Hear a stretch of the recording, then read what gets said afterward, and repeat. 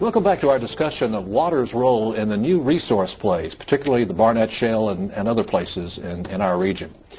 Let's talk to Bill Thornton again. How do you think your community perceives this activity now?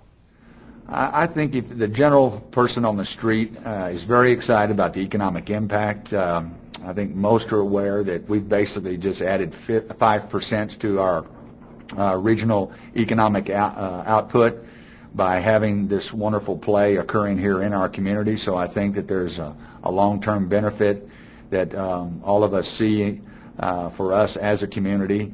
And I think with familiarity, with more information and additional education, I think we're going to find that most residents are pleased about this play occurring right here in our backyard. Are there other ways in which the city has benefited from all the drilling in the Barnett Shale? Bill, absolutely. We're very pleased with the giving back that we have seen on the part of those that are drilling here in the region, and giving back in terms of enhancing parks, equipment in parks, support of different nonprofit activities here in our community, and that we see continuing. And so, yes, we're very pleased with not only the direct dollars that are flowing to our coffers, but also to those activities associated with giving back on the part of the gas companies. Texas in general, just from its growth and not just from drilling, of course, gas wells in the Barnett Shale or elsewhere, Texas, because of its growth and because of the dry conditions recently, has some water problems right now, doesn't it? Well, Texas has some challenges with water. Recently, the state put out the state water plan that shows a projection of population doubling in the next 50 years. And you're looking at the Dallas-Fort Worth area also doubling in the next 50 years. And folks need to find additional water. Now, part of the plan is to come up with an idea or a framework for where we're going to get that water. And the plan, for the most part, succeeds in doing that. Thank you for that, Dr. Mace. And I'd like to turn to our panel here in the studio and ask you guys, what about public perception? How does the community at large perceive this water issue? Lindsey? What we, over time, need to communicate to the public is the water policy challenges we're facing today would be the exact same challenges if the Barnett Shale didn't exist for the region. The region's got water challenges, and the oil and gas industry really doesn't play much of a role in whether or not those challenges go away or not. Bill Stevens, do you agree with that? I do. I think Lindsey really expressed that real well. I would add to that, too. In addition, the product that you and Mark and your companies are producing is a product that all of us use. Every single citizen of this state uses natural gas in one form or another, either in the manufacturing or residentially in their homes, to generate electricity. It is an important product, and this is a world-class field that was, as we noted, will go on for the next 20 to 30, 40 years in producing energy for North Texas. So it's important that we balance these issues between water and energy, our lifestyles, and our quality of life. I do want to say one other thing about that on perception, though.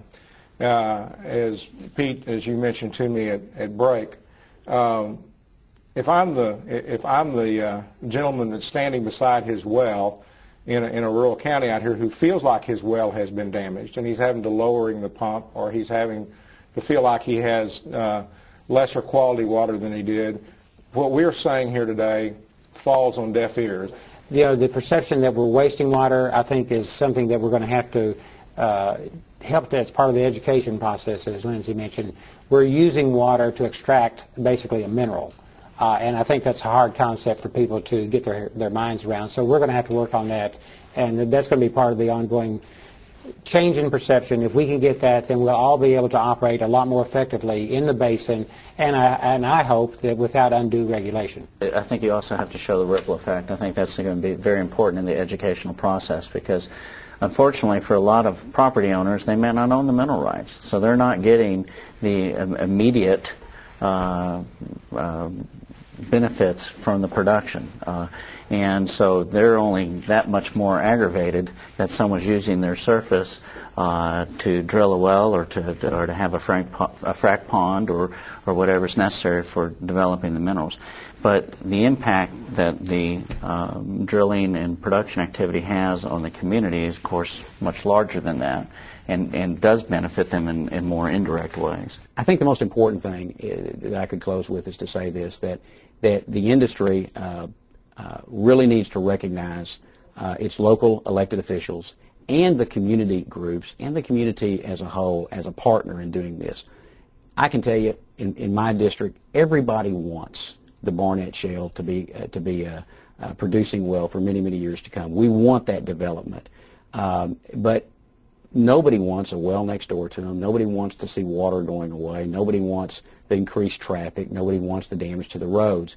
And so, if we're going to continue to, and it's my commitment that we need to continue to, if we're going to continue to develop this, and if we're going to see it as a long-term economic driver for these rural, urban, and suburban counties, then the industry has got to be proactive in coming to the table initially and saying, we recognize your problem. We agree it's a problem. You got to understand this from our perspective, and I will help communicate that. I believe the other members of the local legislature in North Texas will as well. We will help communicate to our homeowners groups and to our city councils and to our school boards that they've got to understand the industry's perspective on this as well, and they've got to respect that. I'd like to thank our guests, Bill Stevens, Lindsey Dingmore, Mark Whitley, Peter Vermillion, Representative Phil King, Bill Thornton, and Dr. Robert Mace. I think we can see from today's discussion that the water policy issues are going to be with our industry for some time, especially as new resources like shale gas continue to evolve. As with many aspects of the oil and gas business, there will be critics whose views must be taken seriously. At the same time, it's up to the leadership of our industry to not only stay up to speed on environmental issues related to gas production, but also to keep the public informed of its ongoing efforts. And that will be a tall order to fill. Thank you for joining us today. For World Energy Television, I'm Bill Watts.